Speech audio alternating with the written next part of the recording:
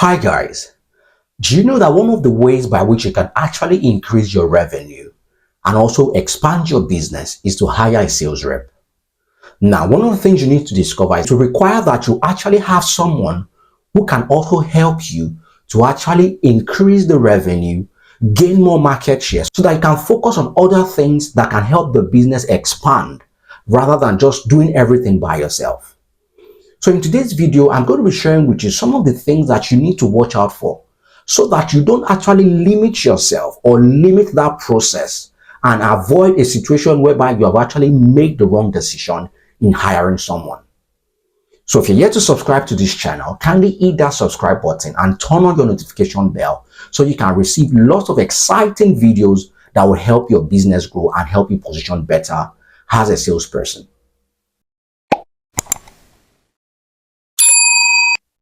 So the first thing I'm going to be talking about is that when you are trying to hire a salesperson, you need to be clear about the roles that you want to hire for.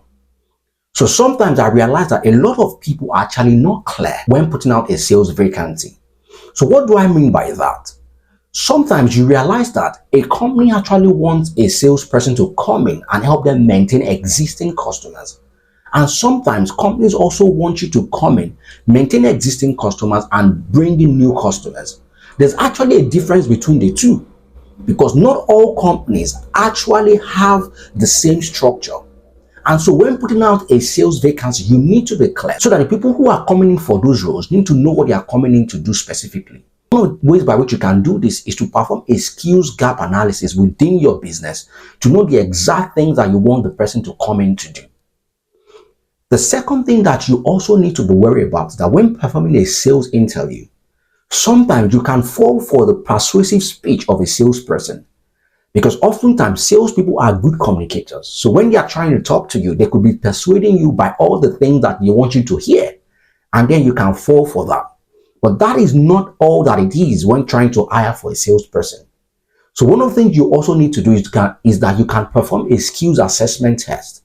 And so what does this mean? So for example, if someone tells you that they know how to actually deal with customer complaints, or they are good negotiators, in your sales interview, you can ask them questions that are scenario based, where they can explain typical examples where they've actually done such a thing, so that you can actually identify how they've been able to go around it and how they've been able to do what they said they have been able to do.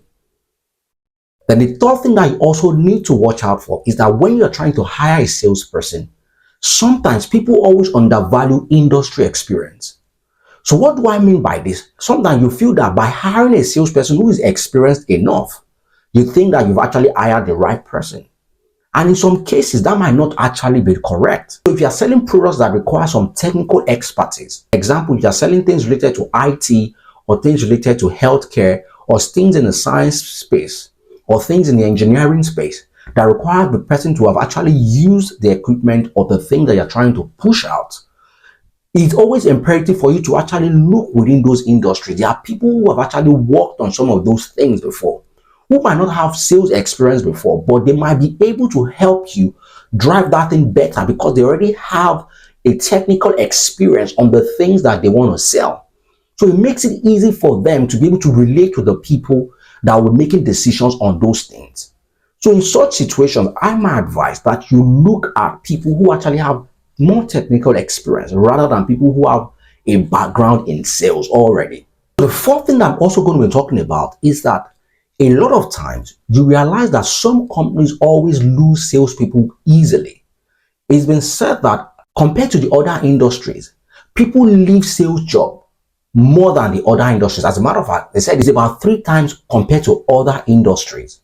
So it means that if the average rate in other industries is about 12%, within sales industry is about 36%, meaning that the average rate at which people leave jobs is higher in a sales role than in other roles. And the reason sometimes could be that the companies actually have not onboarded the salespeople properly. So the onboarding program for sales reps is actually a bit different compared to other industries. And what do I mean by this? When you are onboarding a sales rep, some of the things that are important for you to do is to do what we call product knowledge training. It's actually important for you to train them on the particular products that they are going out to sell. And it's also important for you to do things like competitive analysis. It's important for you to train them on things like pricing so that they are better equipped when they are going out to sell. And a lot of times, because people are not properly onboarded, when they face the challenges of the job, they are not able to withstand and they easily leave the business at any slight challenge. The last thing I'm also going to talk about is that when conducting a sales interview, you also need to be specific in your assessment, because a lot of times people carry out non-sales specific assessment. And what do I mean by this? Because you have a lot of assessment programs that are out there. But for a sales role, you need to actually ensure that that assessment program is actually tailored to what they are coming to do. So for example, you can have scenario based. So if they need to work on a particular software, maybe like a CRM software, if it's possible for you to actually create scenarios around that particular thing. If you need them to actually do a lot of presentation or a lot of pitches, if it's possible for you to craft some assessment around that particular thing, so that in those processes, you're actually testing the things that they were coming in to do. And by so doing, you have actually tailored them to what they are coming to be doing. And this is one of the ways by which you can actually ensure that you are bringing in the right hands.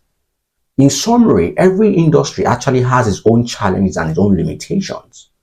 So for hiring a sales rep, if you don't do it properly, you might actually experience challenges along the way.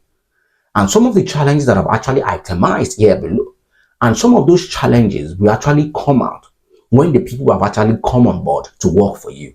And it might cost you more than you've actually put into hiring them. So it's actually important for you to actually watch out for some of the things that I've mentioned in today's video. If you have experience in hiring a sales rep and you'd like to share with us in the comment section, kindly go ahead to drop your comment there. And if today's video has actually been helpful to you and you'd like to share with as many people that this will benefit, kindly go ahead to do so. And you can reach out to us for one-on-one training and group training section by checking our details in the description. Thank you so much for staying tuned to today's video. See you next time.